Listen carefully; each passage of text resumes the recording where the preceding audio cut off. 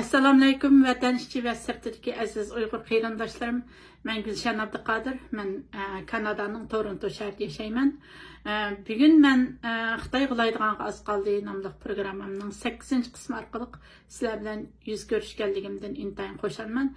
Bugungi programmamning temasi Xitoyda ko'rilayotgan shu vabo, uningdan boshqa chatmiya tavrish va kam uchraydigan şu hava boşluğu osmandaki kam uchraydigan kök yüzü alametleri Xitoyning g'ilaydiganligining bisharati nomli mavzu ostida bugun sizlarga programma sunmoqchiman. Mening bu programmam 3 qismdan tarkib topgan. Birinchisi muqaddima, ikkinchisi asosiy mazmun, uchinchisi xotima. O'tgan hafta men sizlarga shu o'tgan juma kunlik programmamda Zelenskiyninki Donald Trumpning Zelenskiyga nimanchalar ochiqlab ketganligi, Zelenskiyni har xil gaplar bilan komedian, diktator, undaqchi sen Ukraina urushini boshlagan sen degandek mushtaq qattiq iboralarni ishlatib ketganligi haqida program ishlagandim. Ham shu kuni o'tgan juma kuni Zelenskiyninki Amerika Aqsaroyga kelib Donald Trump bilan to'xtamsizligini tilga olgandim. Hammalarning ko'rgandek dunyoni beklam hayron qoldirgan bir ish bo'ldi.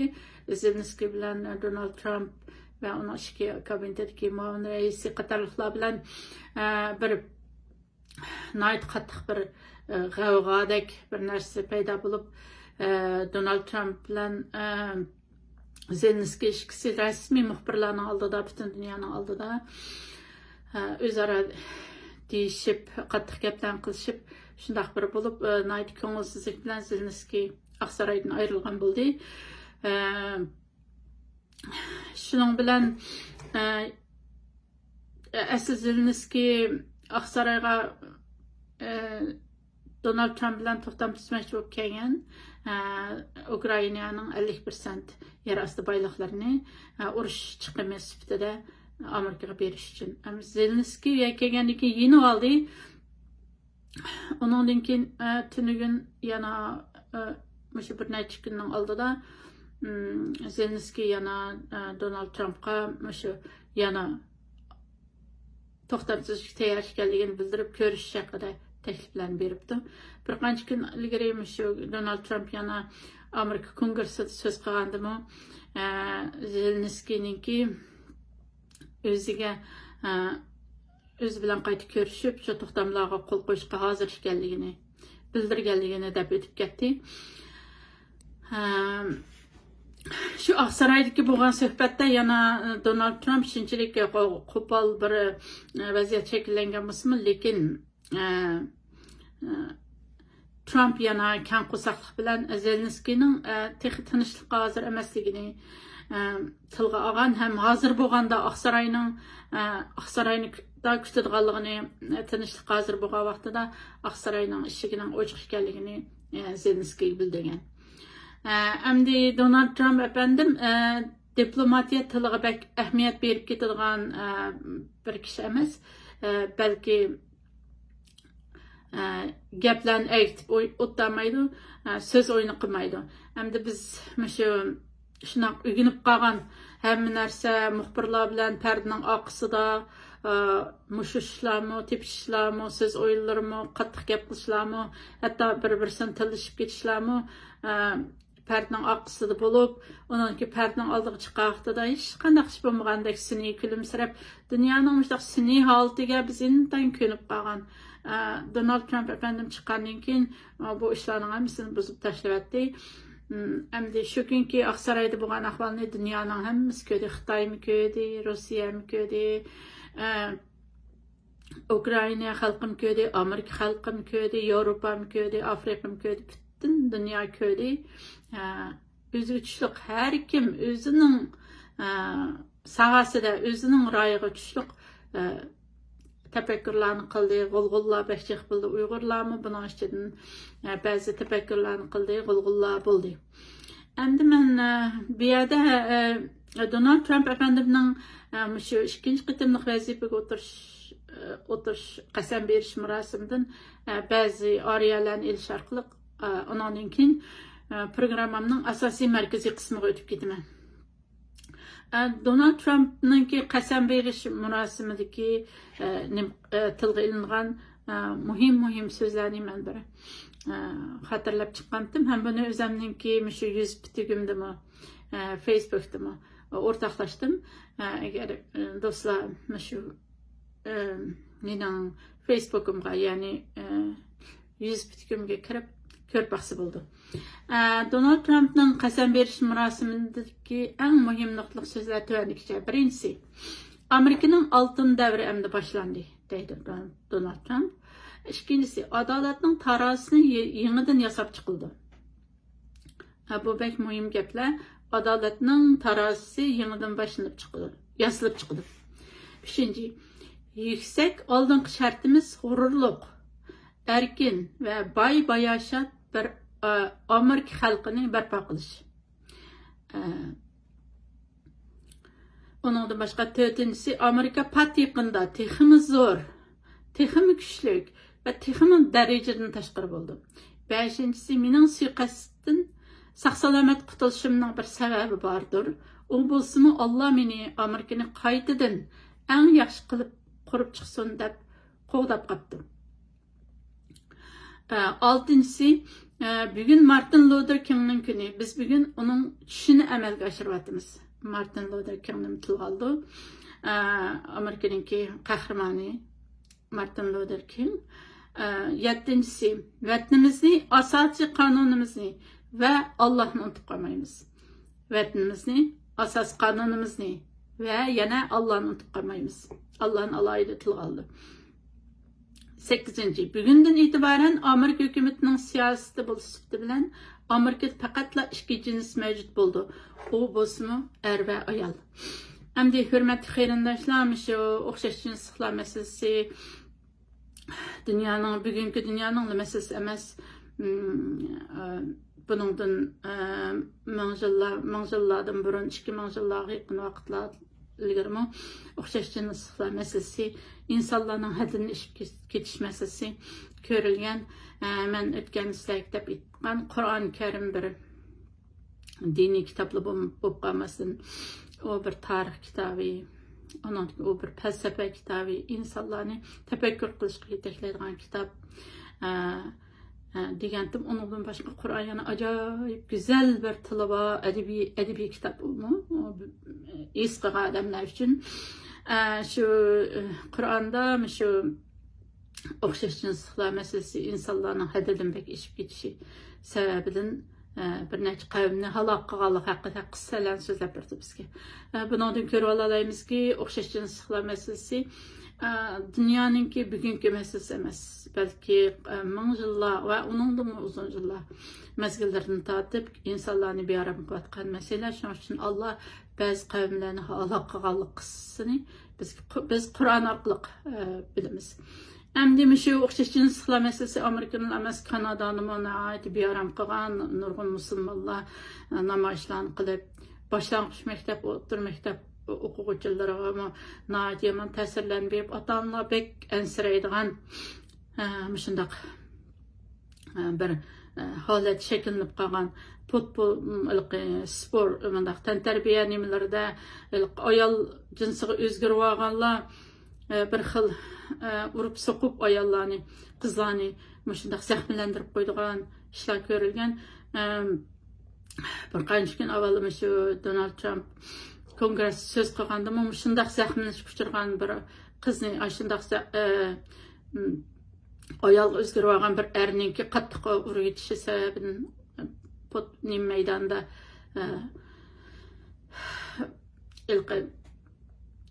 bir tantarbiya faoliyati o'tkazilayotganda urib sababidan badanning yerim tarafidagi paralish bo'lib qolgan bir oila, bir qizni va oilasini qabul qildi.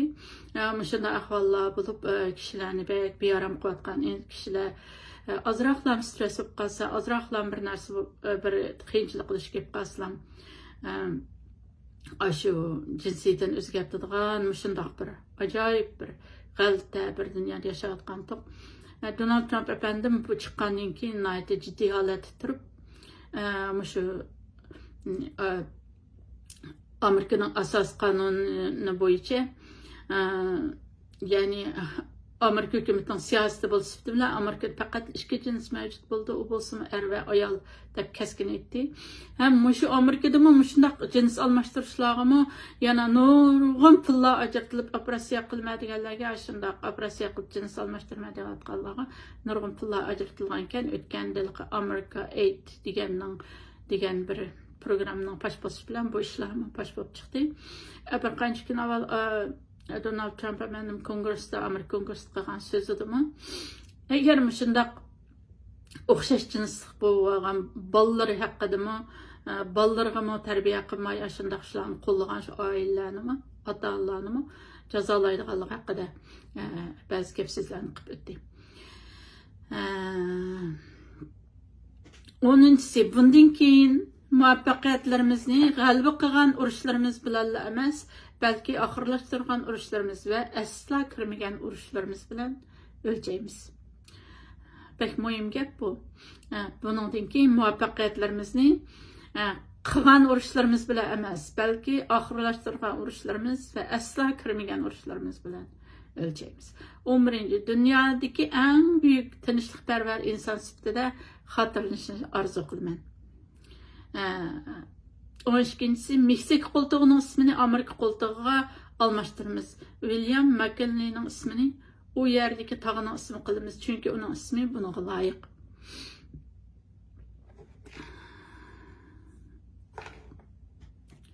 Panama qonunini Xitoy boshqaryapti. Biz Panama qonunini Xitoyga bermadik va Panamani qaytarib olamiz deydi va azroq vaqt bir hafta o'tgandan keyin Marco Rubio efendimni avatib Panama'nın meselesini hal qildi. 14. Bayroqlarimizni Marsda lapildiramiz deganlardan iborat. Endi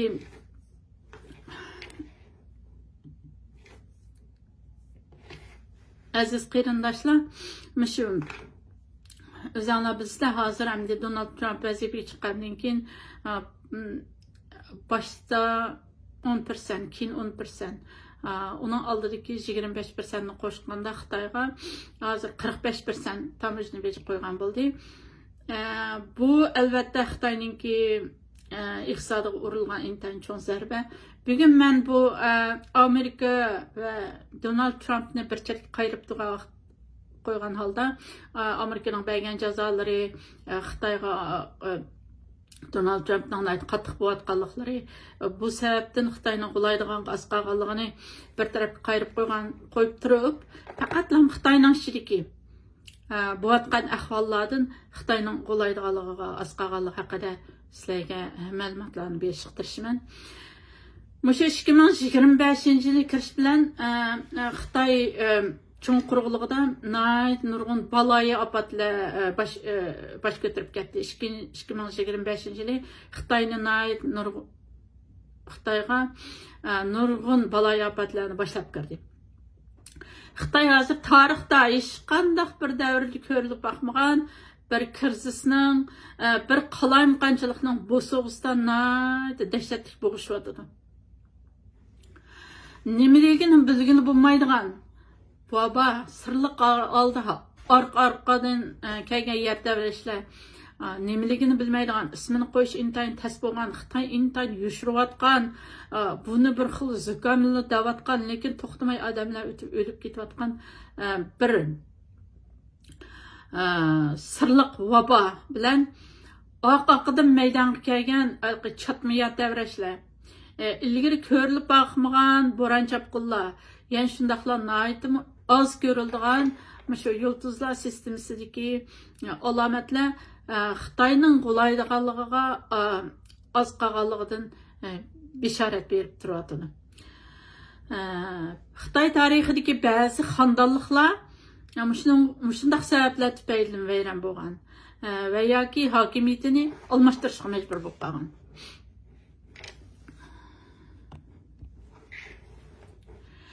Qani unda bo'lsa biz texnik fikrlik alda faktlarga bir qarab boqaylik. Xitoyda shu 2025 yilning kirishi bilan ko'rilayotgan bu xil baloyofatlarning ichida bakmi qo'rqinchli bo'layotgani shu COVID-19ga o'xshab ketadigan sirliq va bir vabodan iborat. Hozir Xitoyda bir sirliq vabo taqilib ketgan. Tibbiy mutaxassislarni bu xil ahvol intayin qiyin ahvolga tushirib qo'ygan. Xitoyningki tibbiy mutaxassislarni. Bu vabo insonlarning bo'libmi yoshlarning tuyuqsiz o'lib ketishiga sabab bo'lgan. Ölümninki köpligidan jasad köydirish uylari va jasad köydiradigan o'rinlar, jasad saqlash uylari va jasad köydiradigan o'rinlar intayin bas-bas bo'lib ketgan. Shuning bilan birga orqadan yuz bergan yer davrash ofatlari Beijingning tarixida ko'rilib boqmagan darajadan tashqari bo'ron chapqinlar kishilarni hayron qoldirishga boshlagan. Nima degancha bu yil uning ustiga Xitoy xalqi, hatto Shi Jinpingmi shu xurofotlik intayin ishlanadigan birisi bo'lib, Xitoylar xurofotliklarga intayin ishlandi. Bu yil jilani bo'lib, jilini shunday baloyofatlar chiqib keldigan, uğursuz kishilarga xotirjamlik olib kelmaydigan bir baloyi qazoliq bir yil deb qaraydi ekan Xitoylar. Uning ustiga Shi Jinpingning mo'chili shu nima ekan? Jilda tug'ilgan ekan. Uningdan boshqa yana Beijingning ko'k yuzida shu havo bo'shlig'ida osmonda bir qancha quyosh birla vaqt ko'rilgan. Bularning hammasini birlashtirgan vaqtimizda Xitoyda 2025 yilning halokatli bir yil bo'lganligini ko'rsatib turdi ekan. Xitoydagi shu muloyizachilarning muloyizalariga asoslangan. Endi texnik cho'nqirlab bir muhokama qilib boqaylik. 2025 yil kirishi bilan faqatla shu 1-oyda yanvardan iborat bir oy ichida Xitoyning 10 viloyatida 3 bal va undan yuqori bo'lib jami 40 yer davrash maydoniga kelgan.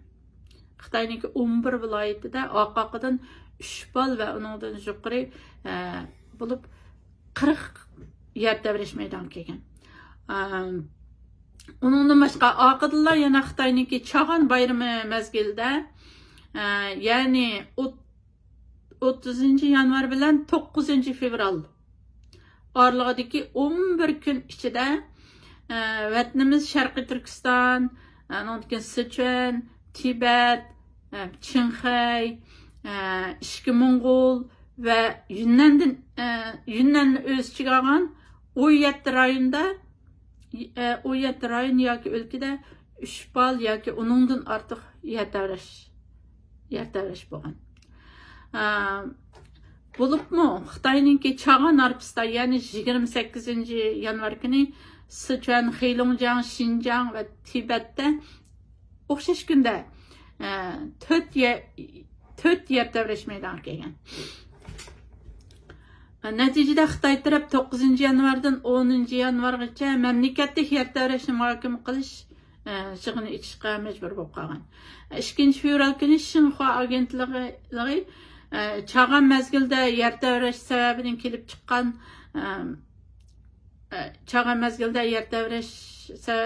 chiqish ehtimolligini va yuz berish ehtimolli bo'lgan xiyim xatarlarninki oldin olish haqida ogohlantirish chaqiriq e'lon qilgan.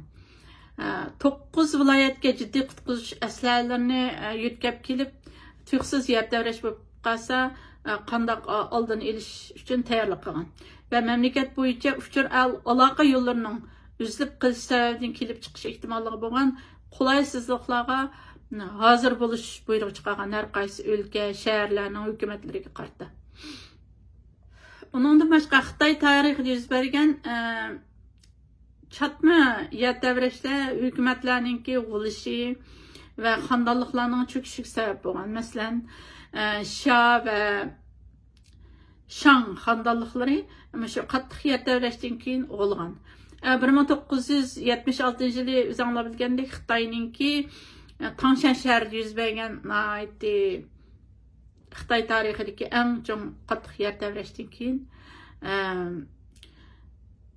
yani dal shu yili, yani 1976 yılı Xitayninki yuqori darajalik amaldorlardan Zhou Enlai, Zhu De, onundaki Mao Zedong qatarlıq 3 kişi vafot bo'lgan.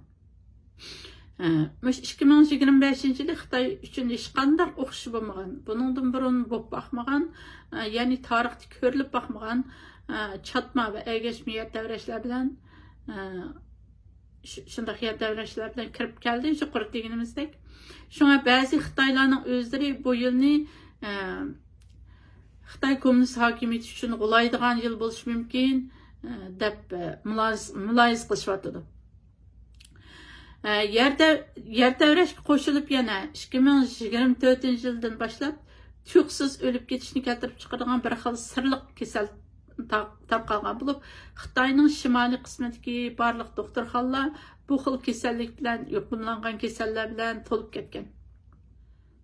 Yuqumliq zukam, COVID o'xshab ketgan yuqumliq virus va o'pka yollig'i qatorliqlar jiddiy shaklda ko'payishga boshlagan. Shu sababdan Xitoydagi kasalliklarni kontrol qilish va oldin olish markazi yuqumliq kasalliklarning oldin olish va kontrol qilish instituti 2024 yılı 12. ayda 2024 yılı qish ve 2025 yılı bahar aylar aralığında 105 ihtimallığı bo'lgan nefes yolu yuqumliq kasalliklarning bir vaqtda tarqalish mumkinchiligining oldin olish haqida bütün Xitoy bo'yicha bir chaqiriq e'lon qilgan. 2025 yılının kirishi bilan Beijing, Tianjin, Shanghai, Wuhan ve Xi'andagi doktorxonalar tamamen kasallar bilan to'lib ketgan. Bo'libmi, bolalar kasalliklari bo'limi, bolalar kasalliklari bo'limida karvatlar yetishmay qolgan.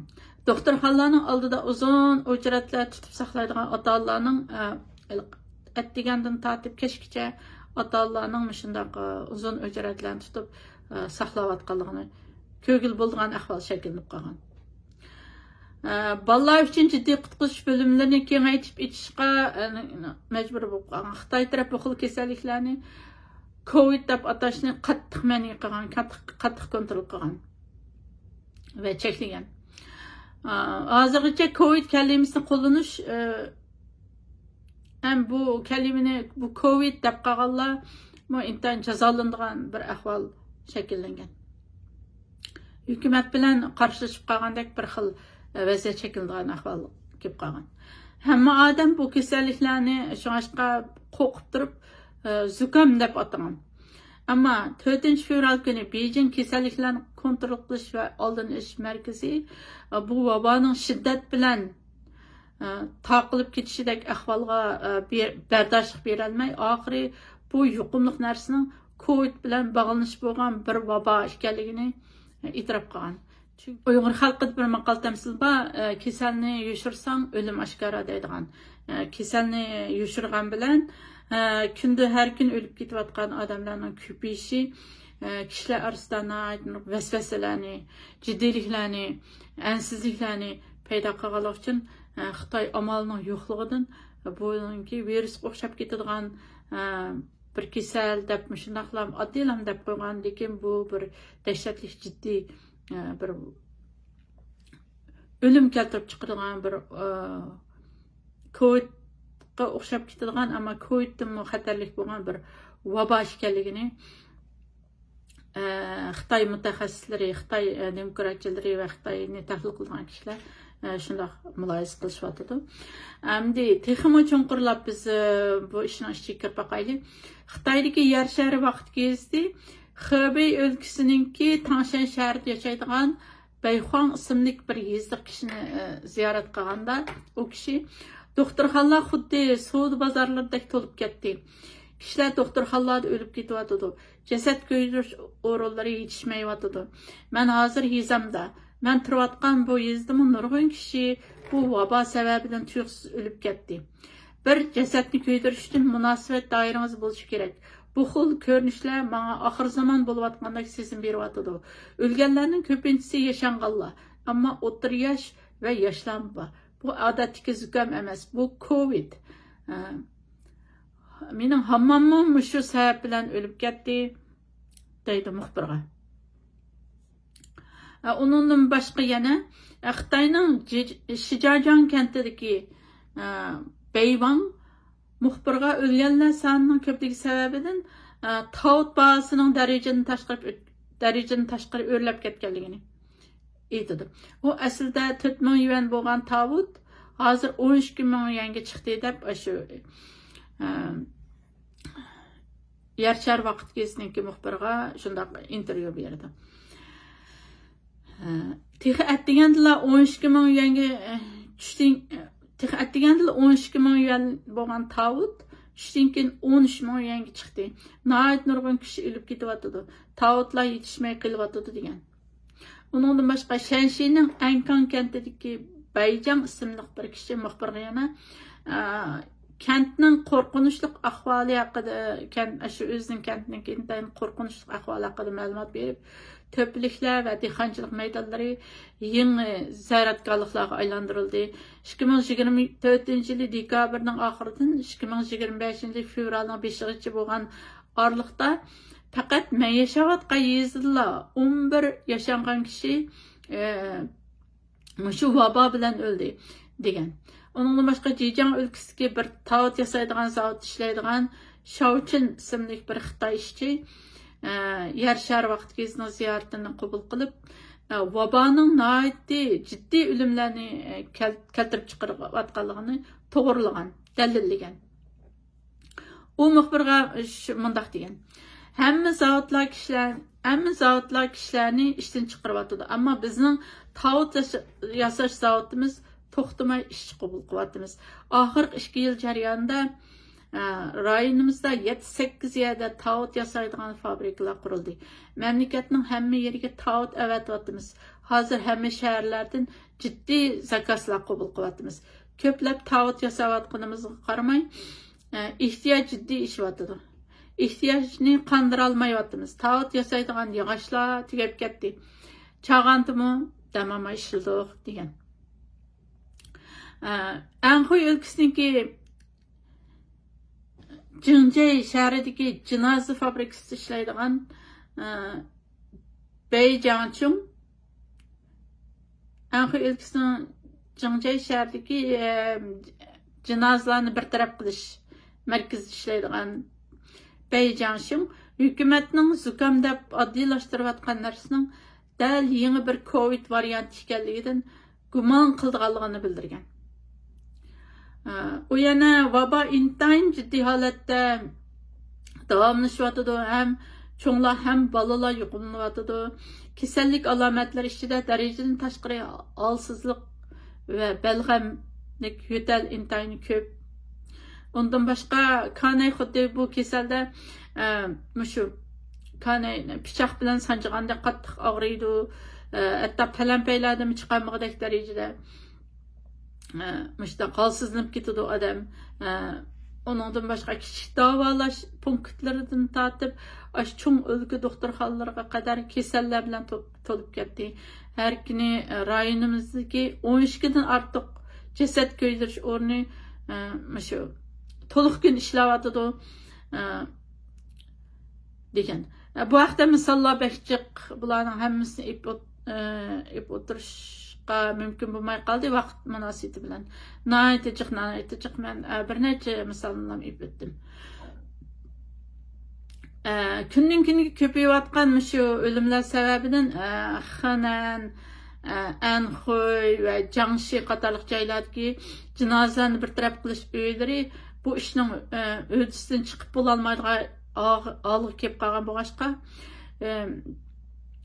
hukumat aslidagi dafn qilish belgilamalarini ozroq yumshatgan. Xitoy hukumati dəfn qilish belgilemelerini azraq yumshatgan. Aslida chet yoqqa yurtlar va to'pliklar dəfn qilishga hukumat ruxsat qilmaydi. Jasadlarni faqat ko'ydirib yetadigan bo'lib, shu jasadlarni ko'mishga burun ruxsat qilmayotgandiq.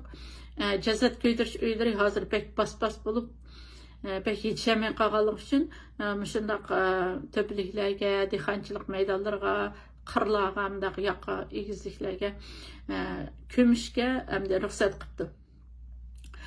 Bu ahvollar navbatda Xitoydagi vabo va vabo sababidan kelib chiqayotgan o'lim yetimning Xitoy tasavvur qilgandan battar ekanligini ko'rsatib turibdi va buning xaritasini chizib turibdi. Ammo Xitoy Kommunist partiyasi bu vabo haqida uchurlarni intayin maxfiy tutayotgan bo'lib, jiq narsalarni bilolmaymiz.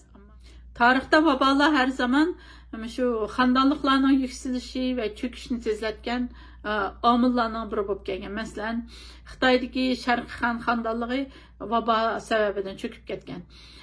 Ming sulolasining cho'kishi va Qin sulolasining ko'tarilishi, Qin xandonligining g'ulishi ve Xitoy Xalq Cumhuriyetining bosh ko'tarishi qatorliqlarning hammasi ayni davrda tuyuqsiz maydonga kelgan o'lim xarakterlik vabolar bilan o'xshash vaqtga to'g'ri kelgan.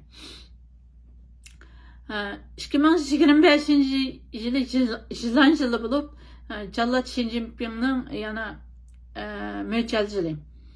An'anaviy Xitoy aqidalariga asoslanganda yılan yılı talaysizlikning simvolu bo'lib hisoblanadi ekan. Shunga Xitoy analizchilari bu 2025 yilni, ya'ni yılan yilini Jallat Xi Jinping uchun yaxshi yil emas deb mulohaza qilyotdi. Uning oldingi programmalarimizda aytib ketganimizdek, Xi Jinpingning o'tgandan oid ig'ir kasal bo'lib, yerim paralish bo'lib saqayganligi haqida uchurlarni bergandik. Undan başqa 2025 yılınki kirishi bilan Beijingda bundan burun ko'rilib baxmagan ba'zi g'alati ajoyib voqealar yuz berishga boshlagan. Bularning biri 6 fevral kuni Beijingda asla ko'rilib baxmagan shiddatli 13 bal bo'ron chiqib, Beijing, Xitoyning poytaxti Beijing, tayfun bo'roni saviyasida urilgan. Bu gün dal 5 fevral G'ulji inqilobining 28 yilligiga to'g'ri kelgan kun Uyg'urlar uchun. Ya'ni 6 fevral dal shu G'ulji 5 fevral inqilobining 28 yilligi, ya'ni 5 fevral G'ulji namoyish bo'lib, izdiraksiz yo'qolgan bolalarni izlab G'ulji shaharlik soqchi idarasining oldiga yig'ilganda şu yig'ilgan ota-onalar va xalqni qo'shib Xitoy o'q tutgan qattiq suv purkish mashinalari bilan yuqori besimli suvlarni purkigan, ko'zdan yosh oqizadigan bombalarni otgan, shunday qattiq sovuq kunda yuqori besimli suvlar bilan kishilarni qo'g'lagan, o'q chiqargan shunday bir kun.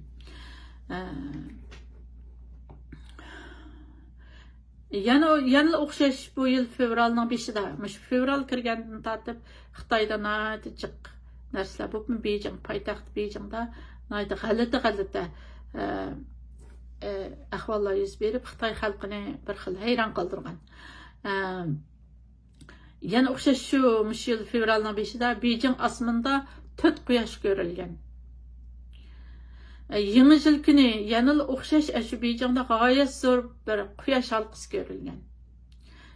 2024 yilning oxirgi dekabr oylaridami yana shu Beijing osmonida 3 quyosh bir vaqtda ko'rilgan. Xitoyningki an'anaviy tarixiy meroslari shaklidagi yozmalarida osmonda birdan ortiq quyoshning ko'tarilishi xalq ichidagi qalaymaqonchilik yoki ilohiy jazoga bishorat shaklida xotirlangan ekan. Programmamning oxirgi bosqichiga, ya'ni shu quyruqiga xotim qismiga kelib qoldik.